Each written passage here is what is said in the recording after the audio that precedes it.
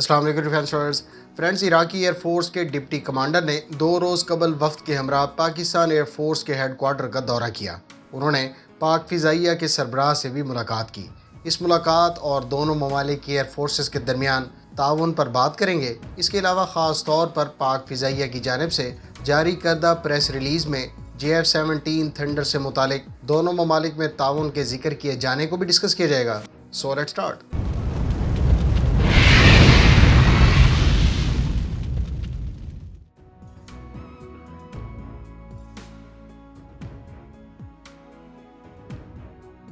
Friends, Iraqi air force के deputy commander major general pilot Mohammed Majid Mehdi ने वफ्द के हमरा पाकिस्तान का दौरा किया। उन्होंने पाक फ़िज़ाइया के सरबराह समेत सीनियर ऑफिशियल से मुलाकात की। इससे पहले भी इराकी फ़िज़ाइया का एक वफ्द पाकिस्तान एरोनॉटिकल कॉम्प्लेक्स का दौरा कर चुका है। इराकी एयर फोर्स को ख़ास तौर पर अपने F-16 ब्लॉक 52 तैयारों को मेंटेन और एयर वर्दी रखने के हवाले से मुश्किलात का सामना है। लिहाजा इराक पाकिस्तान से इस मामले पर मदद का ख्वाहिशमंद है, क्योंकि पाकिस्तान ना सिर्फ F-16 का एक लार्ज फ्लीट ऑपरेट करता है, बल्कि ब्लॉक 52 तैयारे भी गुज़श्ता एक दहाई से ज़ायद अरसे से इस्तेमाल कर रहा है। पाकिस्तान के पास इन तैयारों को मेंटेन करने के हवाले से इंफ्रास्ट्रक्चर और टेक्नीशियंस मौजूद हैं।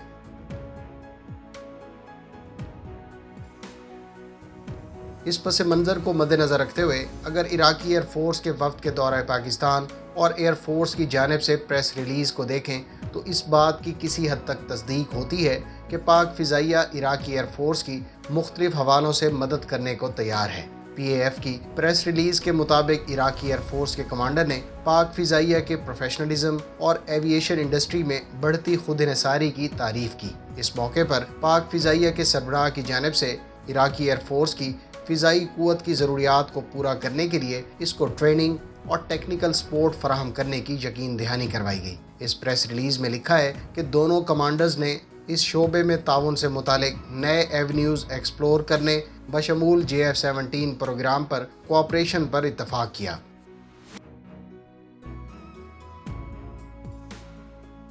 फ्रेंड्स, इराक एयर फोर्स को ना सिर्फ अपनी एयर फोर्स के front line fighter aircraft F-16 को मेंटेन और एयर वर्दी रखने के हवाले से मसाइल दरपेश है, बल्कि अमेरिका की तरफ से इराक को फराहम करदा F-16 पर advanced medium range air to air missile यानी MRAM तक भी ऑफर नहीं किए गए। इसकी बजाय semi active radar guided AIM-7 Iraq को इन तैयारों के साथ फराहम किए गए हैं, जो पुरानी टेक्नोलॉजी और सिर्फ 70 किलोमीटर की रेंज रखते हैं।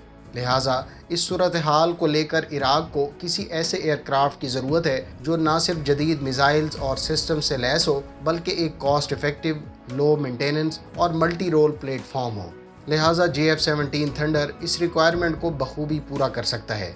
JF-17 थंडर ना सिर्फ मद्दे मुकाबिल एयरक्राफ्ट से सस्ता, बल्कि वैरायटी ऑफ वेपन से लैस और लो मेंटेनेंस एयरक्राफ्ट है। इसी तरह से ब्लॉक 3 में की जाने वाली एडवांसमेंट इसको मज़ीद आइडियल प्लेटफॉर्म बनाती हैं। लिहाजा इराक इस ऑप्शन पर काफ़ी संजीदगी से गौर कर रहा है।